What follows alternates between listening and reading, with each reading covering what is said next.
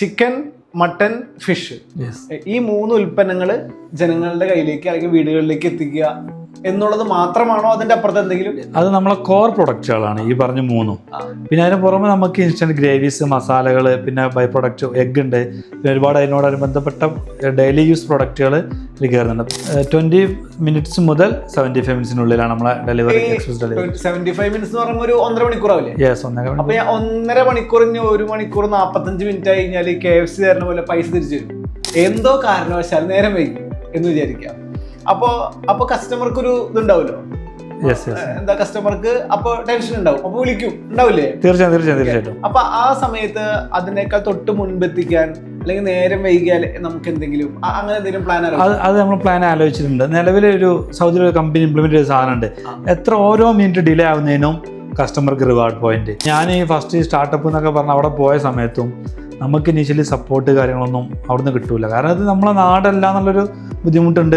എന്തെല്ലാം എക്കോസിസ്റ്റം ഉണ്ട് എന്ന് പറഞ്ഞു കഴിഞ്ഞാലും നമ്മൾ അതിലൂടെ എത്തിപ്പെടാനുള്ളൊരു ലാഗ് കാര്യങ്ങളൊക്കെ വരും. അപ്പോൾ ആ സമയത്താണ് നമുക്ക് ഈ ഒരു ബുദ്ധിമുട്ട് വന്നു. നമ്മളൊരു പൊസിഷനിലായി, നമുക്ക് 2 ഓഫീസുകളും സംവിധാനവും ഒക്കെ ആയ സമയത്ത് നമ്മളൊരു ഇനീഷ്യേറ്റീവ് എടുത്താണത്, ഒരു എക്സ്പ്ലോർ ബാംഗ്ലൂർ.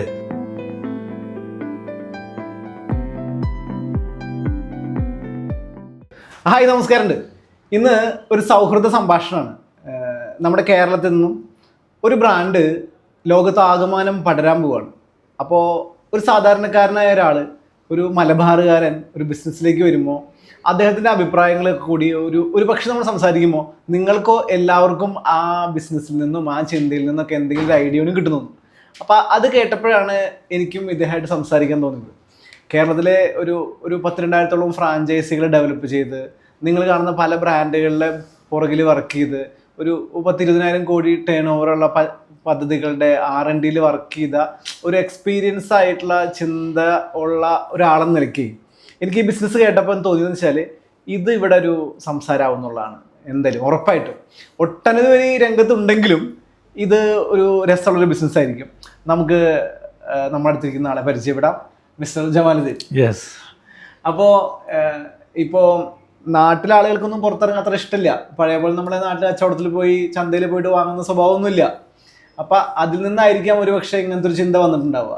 ആളുകളിൽ മടി കുറച്ചൊരു കയറി വന്നല്ല, പിന്നെ ആളുകൾക്ക് എല്ലാം കൈത്തുമ്പിലായി തുടങ്ങി. അതെ, എല്ലാവരും അവരുടെ കംഫർട്ടിലോട്ട് എത്താന്നുള്ളതാണ്.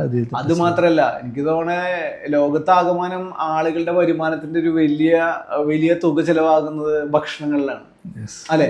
ഭക്ഷണത്തിലെല്ലാവരും ഭക്ഷണം, വസ്ത്രം, പാർപ്പിടം എന്ന് പറയുന്ന ബേസിക് നീഡ് എന്ന് പറയുന്നത്.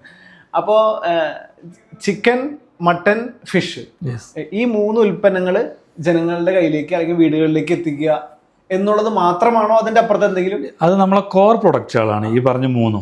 പിന്നെ അതിന് പുറമെ നമുക്ക് ഇൻസ്റ്റന്റ് ഗ്രേവീസ്, മസാലകൾ, പിന്നെ ബൈ പ്രൊഡക്റ്റ് എഗ് ഉണ്ട്. പിന്നെ ഒരുപാട് അതിനോടനുബന്ധപ്പെട്ട ഡെയിലി യൂസ് പ്രൊഡക്റ്റുകൾ ഇതിൽ കയറുന്നുണ്ട്. ഇത് ഈ നിങ്ങൾ പറഞ്ഞ 3 പ്രൊഡക്റ്റും അതിന്റെ കോറാണ്. കാരണം ആളുകൾക്ക് ഏറ്റവും അധികം സമയമില്ല, പല ജോലികൾ ചെയ്തിരിക്കുന്നു.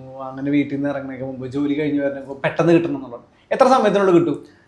20 മിനിറ്റ്സ് മുതൽ 75 മിനിറ്റ്സിനുള്ളിലാണ് നമ്മളെ ഡെലിവറി, എക്സ്പ്രസ് ഡെലിവറി. 75 മിനിറ്റ്സ് എന്ന് പറയുമ്പോൾ ഒരു 1.5 മണിക്കൂറാവില്ലേ? യെസ്, 1.5 മണിക്കൂർ. അപ്പൊ 1.5 മണിക്കൂറിന് 1 മണിക്കൂർ 45 മിനിറ്റ് ആയി കഴിഞ്ഞാൽ KFC തരുന്ന പോലെ പൈസ തിരിച്ചു തരും. ഇപ്പൊ അത് പ്രോമിസ് ഉണ്ട് നമ്മളെ. നമുക്ക് 2-3 പ്രോമിസുകളുണ്ട്. ക്വാളിറ്റിയിൽ പ്രോമിസ് ഉണ്ട്. അല്ല, ആ പ്രോമിസ് വേണ്ട. ഞാൻ പറയുന്നു 20 മിനിറ്റ് എന്ന് പറയുന്നത് 45 മിനിറ്റ് കഴിഞ്ഞു, 1.5 മണിക്കൂർ കഴിഞ്ഞു, എന്തോ കാരണവശാൽ നേരം വൈകി എന്ന് വിചാരിക്കാം. അപ്പൊ കസ്റ്റമർക്ക് ഒരു ഇതുണ്ടാവുമല്ലോ, എന്താ കസ്റ്റമർക്ക് അപ്പൊ ടെൻഷൻ ഉണ്ടാവും, അപ്പൊ വിളിക്കും, ഉണ്ടാവില്ലേ? തീർച്ചയായിട്ടും. അപ്പൊ ആ സമയത്ത് അതിനേക്കാൾ തൊട്ട് മുൻപെത്തിക്കാൻ അല്ലെങ്കിൽ നേരം വൈകിയാൽ നമുക്ക് എന്തെങ്കിലും അങ്ങനെ എന്തെങ്കിലും പ്ലാൻ? അത് നമ്മൾ പ്ലാൻ ആലോചിച്ചിട്ടുണ്ട്. നിലവിലെ ഒരു സൗദിയിലെ കമ്പനി ഇംപ്ലിമെന്റ് ചെയ്ത സാധനമുണ്ട്. എത്ര ഓരോ മിനിറ്റ് ഡിലേ ആവുന്നതിനും കസ്റ്റമർക്ക് റിവാർഡ് പോയിന്റ്. അതുപോലെ തന്നെ അവർക്ക് ഏതെങ്കിലും കേസിൽ ഡെലിവറിക്ക് ചാർജ് ഈടാക്കിയിട്ട് 100% റീഫണ്ട്, പിന്നെ ഡിലേ ആവുന്നതിന് അവർക്ക് കോംപ്ലിമെന്റ് ചെയ്യുന്ന ഒരു ക്യാഷ് ബാക്ക്.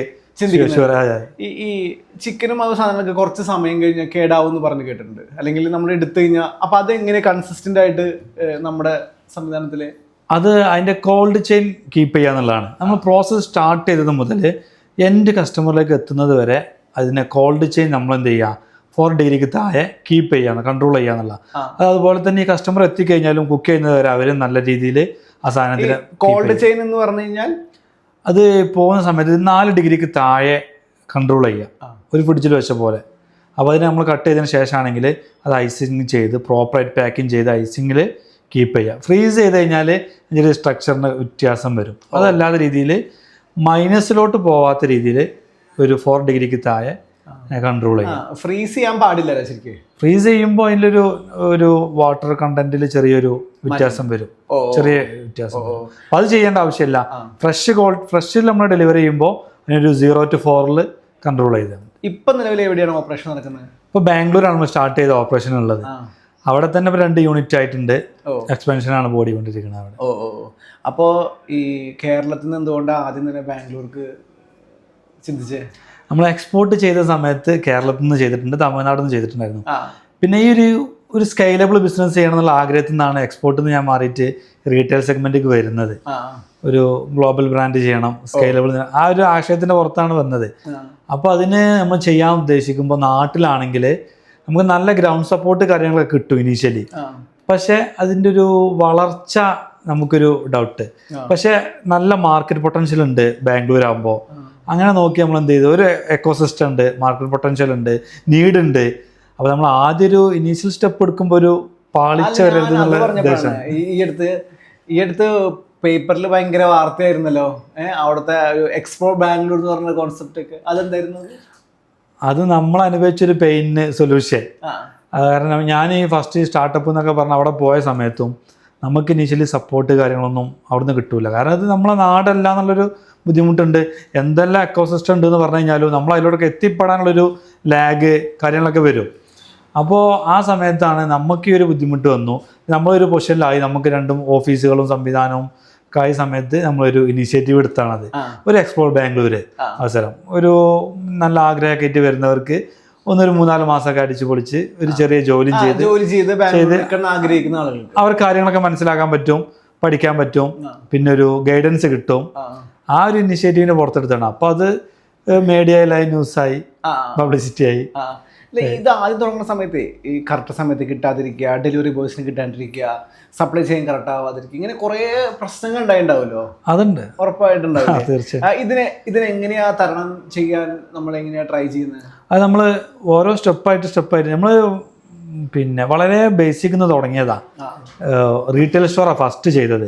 അവിടെ നമ്മൾ ആദ്യം കസ്റ്റമർ പെർസോണ പാറ്റേൺ ഒക്കെ ഒന്ന് പഠിച്ചു, മനസ്സിലാക്കി. ഇത് ആളുകൾ ബാംഗ്ലൂർ എന്ന് പറയുമ്പോൾ എല്ലാ ടൈപ്പ് കമ്മ്യൂണിറ്റി ഉണ്ട്. നോർത്ത് ഇന്ത്യൻസ് ഉണ്ട്, സൗത്ത് ഇന്ത്യൻസ് ഉണ്ട്, ബോംബെ, ഡൽഹി എല്ലാവരും ഉണ്ട്. അപ്പോൾ അതുകൊണ്ട് തന്നെ നമ്മൾ കസ്റ്റമറുടെ ഒരു രീതികൾ ഫസ്റ്റ് മനസ്സിലാക്കാൻ നോക്കി. റീറ്റെയിൽ സ്റ്റോറിൽ നിന്നുണ്ട് കസ്റ്റമർ എങ്ങനെയൊക്കെയാണ് ഈ സാധനങ്ങൾ വാങ്ങുന്നത്, അതുപോലെ പർച്ചേസ് ഫ്രീക്വൻസി എങ്ങനെയാണ്, ഇതൊക്കെ മനസ്സിലാക്കിയതിന് ശേഷമാണ് നമ്മൾ ഓൺലൈനിലോട്ട് വരുന്നത്. അപ്പോൾ നമുക്ക് ചെറിയൊരു ബേസ് ഈ ഓൺലൈൻ റീറ്റെയിൽ ചെയ്ത സമയത്ത് തന്നെ ആയിട്ടുണ്ട്. പിന്നെ നമ്മൾ ഇനീഷ്യലി ഒരു ഡെലിവറി ബോയിനെ വെച്ച് നോക്കി, അത് റൺ ചെയ്ത് ഇലക്ട്രിക് വണ്ടി വെച്ച് നോക്കി, പിന്നെ ബ്രാൻഡഡ് വണ്ടി വെച്ച് നോക്കി. അങ്ങനെ അതിൻ്റെയൊക്കെ ബുദ്ധിമുട്ടുകളൊക്കെ ഓരോന്നോരോന്ന് മനസ്സിലാക്കിയ ബെനിഫിറ്റ് മനസ്സിലാക്കിയതിൻ്റെ ശേഷമാണ് ഒന്നുകൂടി വലിയ ഓളിയത്തേക്ക് നമ്മൾ പോകാൻ തുടങ്ങിയത്. ഈ നമ്മൾ മട്ടൺ വാങ്ങുന്ന സമയത്തൊക്കെ ചിലപ്പോൾ അതിന് മൂപ്പ് അല്ലെങ്കിൽ കുറവ് കൂടുതൽ അങ്ങനെയൊക്കെ പ്രശ്നങ്ങൾ ഉണ്ടാവുമല്ലോ. ചില സമയത്ത് പറയാറുണ്ട് 14-15 കിലോന് താഴെയുള്ളതാണ് ബെറ്റർ എന്നൊക്കെ, അങ്ങനെയൊക്കെ കേട്ടിട്ടുണ്ട്. അത് അപ്പോൾ ഇവിടെ അത് എങ്ങനെയാണ് കൈകാര്യം ചെയ്യുന്നത്? നമ്മളൊരു 8 കിലോ മുതൽ 10 കിലോൻ്റെ ഇടയിലുള്ളതാണ് നമ്മൾ കൂടുതൽ പ്രിഫർ ചെയ്യുന്നത്. അത്ര വരുന്നതാണ്. അതിനൊക്കെ പോകുമ്പോൾ നല്ല സാധനം ക്വാളിറ്റിയിൽ അവിടെ കിട്ടുന്നത്. എപ്പോഴും 10-13 കിലോ താഴെയുള്ളതാണ് ആ ഒരു മീറ്റിന്റെ ഒരു ജ്യൂസി ആയിട്ട് ഒരു വാങ്ങുന്നവരത് അറിയില്ല. അവർക്ക് ട്രസ്റ്റഡ് ആയിട്ടുള്ള അവിടെ നിന്ന് വാങ്ങി കഴിഞ്ഞാൽ ഇതൊരു ഉറപ്പ് നമുക്ക് കൊടുക്കാം. അപ്പൊ ആ ഉറപ്പിലാണ് നമ്മൾ അത് കൊടുക്കും. ഓ അത് ശരി. അതെനിക്ക് തോന്നുന്നില്ല എല്ലാവരും അങ്ങനെ പാലിക്കുമെന്ന്. കാരണം അത് ഏറ്റവും ബെറ്റർ ആണ്. കുറച്ചും കൂടി കഴിഞ്ഞാൽ മൂപ്പ് കൂടി അതിന്റെ രസവും. അത് പിന്നെ ലോക്കൽ വെൻഡേഴ്സ് ഒക്കെ ആയിരിക്കും ഒരു പക്ഷെ അങ്ങനെ നമ്മളൊരു ഈ ഏത് കിട്ടിയാലും കൊടുക്കുക എന്നുള്ളൊരു ഒരു എത്തിക്സിന്റെ പുറത്താകുമ്പോൾ പിന്നെ അത് ഈ നമ്മള് ബാംഗ്ലൂർ സിറ്റിയില് ഏറ്റവും കൂടുതൽ പോകുന്നത് അത് ഫിഷ് ആണോ അതോ മട്ടൺ ആണോ അതോ ചിക്കൻ ആണോ? എന്താണ് സിംഗിൾ പ്രോഡക്റ്റ്? പോൾട്രി, ചിക്കൻ ഐറ്റംസാ. ചിക്കനോടുള്ള പ്രണയാണല്ലേ? അത് ഒരു ഞാൻ മനസ്സിലാക്കിയത് ചിലപ്പോൾ ഒരു ഏജ് ഗ്രൂപ്പ് ഉണ്ട്. ചെറിയ പിള്ളേരൊക്കെ ആണെങ്കിൽ എല്ലാവരും ചിക്കനോടായിരിക്കും പ്രിയം. അത് കഴിയുമ്പോഴാണ് പിന്നെ ചിക്കനും കുറച്ചുകൂടെ വിട്ട് ഫിഷിലോട്ടും മട്ടനിലോട്ടൊക്കെ വരാം. പിന്നെ കേരളത്തിൽ നിന്ന് പുറത്തുള്ള ആളുകൾ നല്ല രീതിയിൽ മട്ടൺ ഉപയോഗിക്കുന്നവരാണ്. കേരളത്തിൽ എനിക്ക് തോന്നുന്നു അത്ര തന്നെ മട്ടന്റെ ഒരു ഉപയോഗം കുറവാണ്. പക്ഷെ അത് നല്ല രീതിയിൽ തമിഴ്നാട്ടിലായാലും കർണാടകയിലായാലും നല്ല രീതിയിൽ മട്ടൺ ഉപയോഗിക്കുന്ന ആളുകളാണ്. ഈ എക്സ്പെൻസീവ് ഫിഷസ് ഉണ്ടല്ലോ, അത് അതിന്റെ ഒരു റേഞ്ച് എങ്ങനെയാണ് നമ്മുടെ അടുത്ത്? ഏതൊക്കെ ഫിഷാണ് അത് നമ്മൾ കൂടുതൽ? നമ്മൾ ബേസിക് ലെവലിലുള്ള ഫിഷ് മുതൽ കൂടിയ ടൈപ്പും ഉണ്ട്. ഫിഷിന്റെ പിന്നെ പ്രൈസിങ് എന്ന് പറഞ്ഞാൽ അവൈലബിലിറ്റി അനുസരിച്ച് വേരിയേഷൻ വന്നുകൊണ്ടിരിക്കും. ഫാമിംഗ് ഉള്ള പ്രൊഡക്റ്റ് ആകുമ്പോൾ ഇപ്പോൾ ഫ്രഷ് വാട്ടർ ഫിഷുകളുണ്ട്, അത് 5 കൊല്ലം മുമ്പുള്ള പ്രൈസ് തന്നെയാണ് ഇപ്പോഴും ഉണ്ടാവുക. അത് പിന്നെ അവൈലബിലിറ്റിക്ക് പ്രശ്നം വരില്ല. പക്ഷെ കടൽ ഫിഷുകളെ സംബന്ധിച്ച് അത് പിന്നെ പ്രൈസ് ചിലപ്പോൾ 1200 കിൻഫിഷ് ആണെന്നുണ്ടെങ്കിൽ അത് അതേ വർഷം തന്നെ 500-നും 600-നും വന്നിട്ടുണ്ടാവും. അത് അവൈലബിലിറ്റി വെതർ കണ്ടീഷനൊക്കെ അനുസരിച്ച് മാറ്റം വരും. ഇപ്പോ ബാംഗ്ലൂർ പോലെ സിറ്റിയിൽ ഇപ്പൊ 2 ഔട്ട്ലെറ്റ്സ് ആയി അല്ലെ? ഇനി എന്താ അടുത്ത പ്ലാൻ? നമ്മളെ ഒരു സിനിമയിൽ പറഞ്ഞ പോലെ എന്താണ് ഇന്ദുജൂഡിന്റെ ഫ്യൂച്ചർ പ്ലാൻ എന്ന് കേട്ടിട്ടില്ലേ? അതേപോലെ എന്താണ് പ്ലാൻ? ഫ്യൂച്ചർ പ്ലാൻ നമ്മൾ ഇനീഷ്യലി ബാംഗ്ലൂർ ഒരു 2-3 മന്ത്സിൽ എക്സ്പാൻഷന് ഓൾ ഓവർ ബാംഗ്ലൂർ സർവീസ് എത്തിക്കാനുള്ളത്. എത്ര ഔട്ട്ലെറ്റ്സ് ആയിട്ട്? ഒരു 10 ഔട്ട്ലെറ്റ്സിലൊക്കെ ഉണ്ട്. കിട്ടിക്കഴിഞ്ഞാൽ നമുക്ക് എല്ലാ ഏരിയയിലും Bangalore all over express delivery ചെയ്യാൻ പറ്റും. സർവീസിൽ നമ്മൾ മോശമായി കഴിഞ്ഞാൽ നമുക്ക് ഫീൽഡിൽ നിൽക്കാൻ പറ്റില്ല. സർവീസ് മെച്ചപ്പെടുത്താനുള്ളതാണ്. ഈ സെന്ററിൽ വരുന്ന സമയത്ത് അത് ഓൺ സെന്റർ ആണോ അതോ ഫ്രാഞ്ചൈസി മോഡലാണോ അത് ഇൻവെസ്റ്റ്മെന്റ് മോഡലാണോ എങ്ങനെയാണ് അത് വർക്ക് ചെയ്യുന്നത്? നിലവിലുള്ളത് നമ്മൾ ഓൺ ചെയ്താണ്. ഇപ്പൊ നമ്മൾ ഫ്രാഞ്ചൈസിന്റെ ഡീറ്റെയിൽ കാര്യങ്ങളൊക്കെ സെറ്റ് ചെയ്തിട്ടുണ്ട്. ഇപ്പൊ എല്ലാം നമ്മൾ തന്നെ ചെയ്യാന്ന് പറഞ്ഞാൽ നമുക്ക് ഓപ്പറേഷൻ ഈസി ആവണം, പെട്ടെന്ന് സ്കെയിലാണോ, ആളുകൾക്ക് സർവീസ് എത്തണം, നമ്മളെ പ്രൊഡക്റ്റ് നമ്മളെ സർവീസ് എത്താം. അതിന് പിന്നെ ഇൻവെസ്റ്റ് ചെയ്തിട്ട് നമ്മൾ ഓൺ ഫ്രാഞ്ചൈസ് ചെയ്യുന്നുണ്ടാവും, ഓപ്പറേഷൻ ചെയ്യുന്നുണ്ടാവും. അത് നമ്മളെ കൺവീൻസും നമുക്ക് ഒരു സ്കെയിൽ ചെയ്യാൻ പറ്റിയ മോഡൽ ഫ്രാഞ്ചൈസി മോഡലിലേക്ക് പ്ലാൻ ചെയ്യുന്നുണ്ട്. അപ്പൊ അങ്ങനെ ആദ്യഘട്ടത്തില് ബാംഗ്ലൂർ ഫില്ല് ചെയ്യുന്നുള്ളതാണ്. കേരളത്തിലേക്ക് യാത്ര ഇല്ല? ഉണ്ട്. കേരളത്തിൽ ഓൾറെഡി നമ്മളൊരു ടീമിനായിട്ട് അസോസിയേഷൻ സംസാരിച്ചിട്ടുണ്ട്. അത് ഇതിന്റെ ബാക്കിൽ ഒരു 3 മാസം കൊണ്ട് തന്നെ ഫസ്റ്റ് സ്റ്റോർ കേരളത്തിൽ ഒന്ന് ഓപ്പൺ ആവും. വരും. അപ്പോ ബാംഗ്ലൂർ കഴിഞ്ഞു, കേരളം കഴിഞ്ഞു, പിന്നെ എന്താ പിടിക്കാണ്? പിന്നെ നമ്മള് ഇന്ത്യയുടെ മെട്രോ സിറ്റീസ് എന്നുള്ളവർക്ക് അല്ല, ഞാൻ പറയട്ടെ, ഇപ്പൊ ഫിഷ് അല്ലേ ഈ പ്രദേശങ്ങളിലൊക്കെ എങ്ങനെ ഇതേപോലത്തെ നമുക്ക് ക്വാളിറ്റിയുള്ള അല്ലെങ്കിൽ ഇങ്ങനത്തെ സാധനങ്ങൾ എങ്ങനെ നമുക്ക് അക്വയർ ചെയ്യാൻ പറ്റും, അല്ലെങ്കിൽ നമുക്ക് കിട്ടുന്നത് എങ്ങനെയാണ്? നമ്മളൊരു ബാക്ക്ഗ്രൗണ്ട് ഫിഷ് എക്സ്പോർട്ടിംഗ് ആയിരുന്നു. ഗ്ലോബലി നമ്മളിത് സപ്ലൈ ചെയ്തതാണ്. എത്ര വരെ സപ്ലൈ ചെയ്തിട്ടുണ്ട്? ഞാനൊരു 12 വർഷം ആ മേഖലയിലുണ്ടായിരുന്നു. GCC, അതായത് സൗദി അറേബ്യ പോയിട്ടുണ്ട്. Saudi Arabia, Dubai, Qatar, Kuwait, Bahrain, പിന്നെ ഒമാനില്ല കേട്ടോ, പിന്നെ അതുപോലെ Hong Kong, London, Jose Angeles, Miami, പല സ്ഥലത്തും യൂറോപ്പിലും. അപ്പോൾ ഈ എക്സ്പോർട്ടിങ്ങിന്റെ എക്സ്പീരിയൻസിൽ നിന്നാണ് ഇതിലേക്ക് എത്തിയിട്ടുള്ളത്. അപ്പൊ അത് ഫിഷ് മാത്രമല്ലേ ഉണ്ടായിരുന്നുള്ളൂ? അത് ഫിഷ് മാത്രമേ ചെയ്തിട്ടുള്ളൂ. അപ്പൊ പിന്നീട് ഇതിലേക്ക് പിന്നെ വന്നതാണ്. ആ റീറ്റെയിൽ ഇവിടെ ബാംഗ്ലൂർ സ്റ്റാർട്ട് ചെയ്ത സമയത്ത് ബാക്കി പ്രൊഡക്റ്റുകൾ കയറി, പോൾട്രി കയറി, മട്ടൻ കയറി, ബാക്കിയുള്ളതൊക്കെ കയറി. പക്ഷെ നമ്മളെ കോർ എക്സ്പീരിയൻസ് ഫിഷിലായിരുന്നുണ്ടായിരുന്നു. അതിൽ ഹൈ ക്വാളിറ്റിയിൽ ഓൾ ഓവർ ഇന്ത്യയിൽ എവിടെയായാലും കൊടുക്കാൻ പറ്റുന്നുള്ള നമ്മളൊരു കോൺഫിഡൻസ്, അതാണ് മൂലധനം. ഈ ഓൾ ഇന്ത്യ എത്ര സമയത്തിനുള്ളിൽ എത്തിക്കണം എന്നാണ് വിചാരിക്കുന്നത്? വിത്തിൻ 3 ഇയറിൽ ഇന്ത്യ ഓൾ ഓവർ ചെയ്യാന്നുള്ളതും. അതിൻ്റെ ഇടയിൽ നമുക്ക് GCC എൻക്വയറീസ് ഉണ്ട്. നമ്മളെ പഴയ എക്സ്പോർട്ട് കണക്ഷനും കാര്യങ്ങളൊക്കെ അവിടെ ഉള്ളതുകൊണ്ട് തന്നെ GCC മാത്രമല്ല മറ്റു പല രാജ്യങ്ങളിലേക്കും കൂടി ഇത് വരാൻ വഴി. ഇപ്പൊ നമുക്ക് നല്ല എൻക്വയറീസ് ഉണ്ട്. ഓൾറെഡി നമ്മളെ ഈ സിസ്റ്റം ഇംപ്ലിമെന്റ് ചെയ്യാൻ വേണ്ടിയിട്ട് ചെയ്തവരുണ്ട്. അപ്പൊ നമ്മൾ ഈ ബാംഗ്ലൂരത്തതും ഇവിടുത്തെ ഒരു ഇനിഷ്യേറ്റ് ചെയ്ത സാധനം ഒന്ന് എത്തിച്ചിട്ട് അതിന് പോകും. എത്ര പേരുടെ ടീമാണ് നിങ്ങൾ? ഇപ്പൊ ഒരു 20+ കോർ ടീമിൽ തന്നെ ആളുകളുണ്ട്, നമ്മളെ ഓഫീസും ബാക്കി പരിപാടികളൊക്കെ ആയിട്ട്. ഇനി അടിപൊളി ഒരു നല്ല നമുക്ക് ഉദാഹരണം പറയുകയാണെങ്കിൽ നല്ല KFC പോലെയുള്ള നല്ലൊരു SOP ഉണ്ടായി, നല്ലൊരു സിസ്റ്റം ഉണ്ടായി, ആളുകളെല്ലാം കൂട്ടിച്ചേർത്ത് ഇന്ത്യ മുഴുവൻ ഒരു 3 വർഷത്തിനുള്ളിൽ എത്തി. അത് IPO-ലേക്ക് പ്ലാൻ ചെയ്യുന്നുണ്ട്? IPO-ലോട്ടാണ് പ്ലാൻ ചെയ്യുന്നത്. ഓൾറെഡി നമ്മളെ മുമ്പിൽ ഒരു ടീം IPO ചെയ്തിട്ടുണ്ട്. അപ്പൊ അവിടെ തുടങ്ങുന്നതാണ് ചിന്തിക്കുന്നത്. ഈ സംരംഭക ജേണിയില് നമുക്ക് തിരിഞ്ഞു നോക്കുന്ന സമയത്ത് ഇപ്പോൾ ഇത് തുടങ്ങി കുറച്ച് കാലമായിട്ടുണ്ടല്ലോ, ഒരു സാധനം പെട്ടെന്ന് അതിന് സോൾവ് ചെയ്യാൻ പറ്റാതെ ഇരുന്ന പ്രശ്നം, അല്ലെങ്കിൽ അത് സോൾവ് ചെയ്യാൻ കുറച്ച് സമയം പിടിച്ചു എന്നുള്ളത് എന്താണെന്ന് ആലോചിക്കുമ്പോൾ എന്തായിരിക്കും വരുന്നുണ്ടാവുക? ഒരു വിഷയം ഉണ്ടായി, ഓക്കെ, അതിങ്ങനെ സോൾവ് ആവണില്ല. നമ്മൾ പറയില്ലേ ഇങ്ങനെ കിട്ടുന്ന തിരിയാന്ന് പറയില്ലേ നമ്മുടെ ഭാഷയിൽ, ഇങ്ങനെ കിട്ടുന്ന തിരിയ, അങ്ങനെ എന്തെങ്കിലും ഓർമ്മയിൽ വേണമെങ്കിൽ എന്തായിരിക്കും? ഞാൻ എന്താ ചോദിക്കണമെന്ന് അറിയോ? ഇതേപോലെ കുറേ സംരംഭകർ ഇതും സമാനമായ സാധനങ്ങൾ ചെയ്യുന്ന ഒരുപാട് പേരുണ്ട്. ചിലപ്പോൾ അവർക്കിത് അതിന് ഉദാഹരണം പറയാം, നമ്മുടെ മിന്നൽ മുരളി എന്ന് പറയുന്ന സിനിമ. അപ്പൊ അതിൽ ബേസിൽ ഒരിക്കൽ പറഞ്ഞു, മിന്നൽ മുരളിയുടെ ഐഡിയ എല്ലാം കറക്റ്റായി, എല്ലാ ആശയം ഉണ്ടാക്കി കഴിഞ്ഞു, പക്ഷേ വില്ലന് എവിടെ നിന്നാണ് ഈ ശക്തി കിട്ടണേന്ന് മനസ്സിലാക്കാൻ അയാൾ കുറേ സമയം ചെലവഴിച്ചു.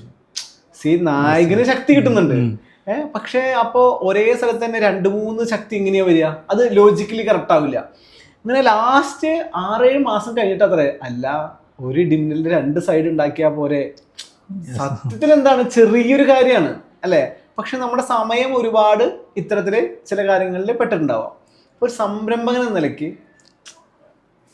ഞാനതിലെ പിന്നെ ടീമിൻ്റെ വിഷയത്തിലാണ് ഫസ്റ്റ് ഞാൻ ബിസിനസ്സിലോട്ട് ഇങ്ങനത്തെ ഒരു സ്റ്റാർട്ടപ്പ് മോഡലോട്ട് ആദ്യമായിട്ട് ഇറങ്ങിയപ്പോൾ ഒരു ടീം ബിൽഡ് ചെയ്യാനാണ് എനിക്ക് ഒരു ബുദ്ധിമുട്ടുന്നത്. ടെക്നിക്കലി നമുക്ക് ഒരു ഇൻവെസ്റ്റർ നല്ല വെൽ സൗണ്ട് ആണ് ടെക്നിക്കലി 24 years എക്സ്പീരിയൻസ് ഗ്ലോബലി. അപ്പോൾ അതുകൊണ്ട് തന്നെ ടെക്കിൻ്റെ സൈഡ് ഓക്കെ ആയി. പിന്നെ അതുപോലെ നമ്മളെ ഫിഷിൻ്റെ ഈ പ്രൊക്യൂർമെൻറ്റ് കാര്യങ്ങളാണെങ്കിലും അതും നമ്മൾ കംഫർട്ടാണ്, ഓക്കെയാണ്. പിന്നെ ടീം ബിൽഡിങ്ങും ഒരു എക്സിക്യൂഷനിലാണ് നമ്മൾ ചെറിയൊരു ലാഗ് വന്നത്, നമുക്കൊരു ബുദ്ധിമുട്ട് വന്നത്. അതിപ്പോൾ ക്ലിയർ ആക്കി, ഇപ്പോൾ ടീമൊക്കെ ക്ലിയർ ആയി ഇങ്ങനെ മുമ്പോട്ട് പോയി. എങ്ങനെ ഒരു ടീം എങ്ങനെയാണ് അത് ക്ലിയർ ആയത്? അത് മെല്ലെ മെല്ലെ വന്നിട്ടുള്ളൂ, വളരെ സ്ലോ ആയിട്ട് ഓരോ യൂണിറ്റ് ഓരോ പോർഷനിലോട്ട് ആളെ വെച്ച്. പിന്നെ നമുക്കും തന്നെ അതിൽ ഐഡിയ കിട്ടണം. ഒരു മാർക്കറ്റിങ്ങിൽ ആളെ വെക്കുമ്പോൾ ഞാൻ കുറച്ച് പഠിക്കണം, നല്ല ഒരു പണിയെടുക്കണം നോക്കാൻ പറ്റുള്ളൂ. ആ ഒരു പോർഷനിലാണ് ഇതിന്റെ കേസിൽ നമുക്കൊരു എനിക്ക് തോന്നുന്നറിയോ, ഇതിന് ഒരുപാട് ഡെഡിക്കേറ്റ് ചെയ്യാൻ നല്ല ഒരുപാട് പ്രശ്നമുള്ള ഒരു ഏരിയയാണ്. എനിക്ക് തോന്നിയിട്ടുള്ള ഇതിന് എനിക്കൊരു ആശയമുണ്ട് ഇതുമായി ബന്ധപ്പെട്ടിട്ട്. എൻ്റെ ഒരു തോന്നല് പോലെ നമ്മുടെ ടീമിനെ ബിൽഡ് ചെയ്യുന്ന സമയത്ത് എനിക്ക് തോന്നുന്നത് എന്താണെന്ന് വെച്ചാല്, നമ്മുടെ എന്താണ് സ്വപ്നം ആ സ്വപ്നങ്ങൾ അവനും കൂടി കൊടുക്കണം എന്നുള്ളതാണ്. ചില സമയത്ത് സ്വപ്നങ്ങൾ നമ്മൾ പറയൽ മാത്രമായിരിക്കും എന്നുള്ളതാണ്. ഇപ്പോൾ പല നമ്മുടെ സംരംഭം പോലെ നമ്മളൊരു BMW വാങ്ങുന്നുണ്ടെങ്കിൽ ഒരു 2 വർഷം കഴിഞ്ഞ് നമ്മുടെ ടീമിൽ പെട്ട ആൾക്കൊരു BMW കിട്ടണം. നമുക്കൊരു വലിയ വീട് പണിയുന്നുണ്ടെങ്കിൽ കുറച്ച് കഴിയുന്ന സമയത്ത് അല്ലെ, അപ്പോഴാണല്ലോ ടീമാണ് ഒരു പരിധി വരെ. അപ്പോൾ നമ്മളുടെ അതേ സ്വപ്നങ്ങൾ അവൻ്റെയും കൂടി ആവുകയും നമ്മുടെ സ്വപ്നങ്ങൾ കൂടെ സഞ്ചരിക്കുമ്പോൾ അവർക്കും അതിന്റെ ഫിനാൻഷ്യൽ ബെനിഫിറ്റ് കൂടി കിട്ടുമ്പോഴായിരിക്കാം ഒരു പക്ഷെ വലിയ ടീമുകളൊക്കെ അങ്ങനെയാണെന്ന് എനിക്ക് തോന്നുന്നു അല്ലേ? അപ്പോ പലപ്പോഴും ഇത് ബിൽഡ് ചെയ്യുന്ന സമയത്ത് സംരംഭകന്റെ വിഷന്റെ പോലും ഇവർക്ക് വർക്ക് ചെയ്യാൻ പറ്റുന്നില്ല. കാരണം ഇവര് എംപ്ലോയി ആണ്. അപ്പോൾ അവിടെ ആയിരിക്കും ഇതിന്റെ സ്റ്റെക്ക് ഉണ്ടാവണം അല്ലേ? അതെ, അത് നമ്മളിപ്പോ നിങ്ങൾ പറഞ്ഞത് സെയിം പോയിന്റ്. ഒരു നമ്മളെ വിഷൻ ട്രാൻസ്ഫർ ചെയ്യാൻ പറ്റിയ ആളായിരിക്കണം അങ്ങേപ്പുറത്ത് ഇരിക്കണതും. അവർക്കും തന്നെ ഒരു ഓണ്ടർപ്രണർ മൈൻഡ് സെറ്റും കാര്യങ്ങളും, ഒരു വർക്കിംഗ് മൈൻഡ് സെറ്റുള്ള എംപ്ലോയ് മൈൻഡ് സെറ്റുള്ള ആളാണെന്നുണ്ടെങ്കിൽ നമ്മൾ എത്ര വിഷയം പറഞ്ഞാലും അവരത് ഉൾക്കൊള്ളാൻ കൂടി തയ്യാറാണ്. പിന്നെ ഈ എംപ്ലോയർ മൈൻഡ് സെറ്റ് ഉള്ള ഒരാൾ അവിടെ ജോലി ചെയ്യണമെന്ന് നിർബന്ധമില്ല. ഇത് രണ്ടും ഒരു കോൺട്രാക്ട്. അത് ആ ഒരു സാധനം ക്രാക്ക് ചെയ്ത് കിട്ടുക എന്നുള്ളതാണ് നല്ല ഇതാവുക എന്നുള്ളത്. നമ്മൾ വിഷനോട് അവരും കൂടി അലൈൻ ആവണം. അവർക്കും ആ ഒരു സ്വപ്നം ഉൾക്കൊള്ളാൻ കഴിയുന്ന ഒരാളായിരിക്കും. എല്ലാവരും സ്വപ്നം കാണാൻ പറയാൻ എല്ലാവർക്കും ഈസിയാ, പക്ഷെ അതും കുറച്ച് ബുദ്ധിമുട്ടാണ്. വിഷണറായിട്ടുള്ള സ്വപ്നം കാണാന്ന് പറഞ്ഞാലും കുറച്ച് പ്രയാസമാണ്. അപ്പൊ അതിനും കഴിയുന്ന ആളായിരിക്കണം വരണ്ടി എന്നുള്ളൊരു തോട്ട്. എന്തായാലും സന്തോഷം. എല്ലാ കാഴ്ചക്കാരോടാണ്. ഈ സംരംഭം തുടങ്ങണം, ബിസിനസ് തുടങ്ങണം എന്നാണ് എല്ലാവരുടെയും ആഗ്രഹം. അത് ജോലി ഒഴിവാക്കാം, നിങ്ങളുടെ ലൈഫ് കുറച്ചുകൂടി ബെറ്റർ ആക്കും എന്നൊക്കെ പറയുന്നുണ്ട്. പക്ഷെ ഇത് രണ്ടും ഇത്തിരി ബുദ്ധിമുട്ട് പിടിച്ച ജേണിയാണ് സത്യം പറഞ്ഞു കഴിഞ്ഞാൽ. പക്ഷേ ഈ ബുദ്ധിമുട്ട് പിടിച്ച ജേണീനെ എന്താ പറയുക, നമ്മൾ പ്രണയിക്കുക എന്ന് പറയും. നമ്മൾ പ്രണയിക്കുന്ന സമയത്ത് നമ്മുടെ കണ്ണിൽ കാണുന്ന ആ പെൺകുട്ടി എല്ലാം ശരിയാണ്. ഈ പ്രണയിച്ച് കഴിഞ്ഞ് കുറച്ച് കഴിഞ്ഞാൽ ചിലപ്പോൾ ചിലരുടെ പ്രണയം നഷ്ടപ്പെടും. അപ്പോഴായിരിക്കും പലപ്പോഴും പ്രശ്നങ്ങൾ ഉണ്ടാവണം. അപ്പോൾ നിങ്ങളുടെ ജോലി ആവട്ടെ, നിങ്ങളുടെ ബിസിനസ് ആയിക്കോട്ടെ, നന്നായി പ്രണയിക്കുക. അപ്പോൾ എപ്പോഴും ഭയങ്കര സൗന്ദര്യമുള്ളതായിരിക്കും. Thank you. നമ്മളെ ജോഫർ സാറ് പറഞ്ഞ പോലെ തന്നെ ഒരു സ്റ്റാർട്ടപ്പ് തുടങ്ങാൻ എല്ലാവർക്കും ആഗ്രഹമുണ്ട് ബിസിനസ് ചെയ്യണം എന്നുള്ളത്. അപ്പോൾ അതിന് ആദ്യം നല്ല രീതിയിൽ സ്വപ്നങ്ങൾ നിങ്ങളെ വിഷനറി ആയിട്ട് ചിന്തിക്കുക, നല്ല സ്വപ്നങ്ങളായിട്ട് വരിക, പിന്നെ അതിന് വേണ്ടിയിട്ട് പ്രവർത്തിക്കുക. നല്ല ടൈമിന് വേണ്ടിയിട്ട്, ഗുഡ് ടൈമിന് വേണ്ടിയിട്ടൊന്നും കാത്തിരിക്കാതെ പ്രൊക്രാസ്റ്റിനേഷൻ മാറ്റിവെച്ച് നമ്മൾ പെർസിസ്റ്റൻസ് കണ്ടിന്യൂസ് ആയിട്ട് എന്തെങ്കിലും ഒരു ആക്ഷൻ നമ്മളെ ആഗ്രഹത്തിന് വേണ്ടിയിട്ട് ഓരോ ദിവസവും നമ്മൾ ചെയ്തുകൊണ്ടിരിക്കുക. അപ്പോൾ അതിൻ്റെ ബൈ പ്രൊഡക്റ്റ് ആയിട്ട് നമുക്ക് നമ്മളെ ബിസിനസ് ആയാലും എന്തായാലും സക്സസ്സിലോട്ട് എത്തും. ഷുവർ.